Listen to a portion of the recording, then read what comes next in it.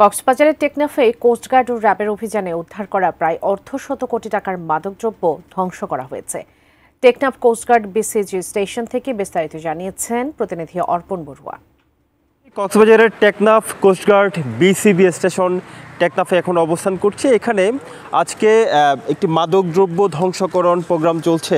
বিভিন্ন সময় কোস্টগার্ড এবং র্যাব যে অভিযানগুলো চালিয়েছে সেই অভিযানে ইয়াবা এবং গাঁজা উদ্ধার হয়েছে এবং সে সকল উদ্ধারকৃত মাদকদ্রব্যগুলো ইতিমধ্যেই ধ্বংসকরণের যে প্রক্রিয়া সেটি এখানে চলছে আমরা দেখতে পাচ্ছি। বিশেষ করে কোস্টগার্ডের পক্ষ থেকে জানানো হয়েছে গত 27 ফেব্রুয়ারি থেকে 16 এপ্রিল পর্যন্ত কোস্টগার্ড পূর্ব জোন এবং BCB station Cox's Bazar, Kutubdia, Teknaf, Saint Martin এবং আউটপোস্ট শাহপুরীর দ্বীপ কর্তৃক সমুদ্র উপকূল হতে কোস্টগার্ডের একক এবং র্যাবের সম্বন্ধে 12টি মাদক বিরোধী অভিযানে সর্বমোট 45,47,47,000 টাকা মূল্যের 9,06,470 পিস কাঠ ও পিভিসি ম্যাটেরিয়ালের সংমিশ্রণে তৈরি আধুনিক আরএফএল উডিডো কাঠের চেয়েও কঠোর ইয়াবা এবং 60 কেজি 400 গ্রাম গাঁজা জব্দ করা হয়।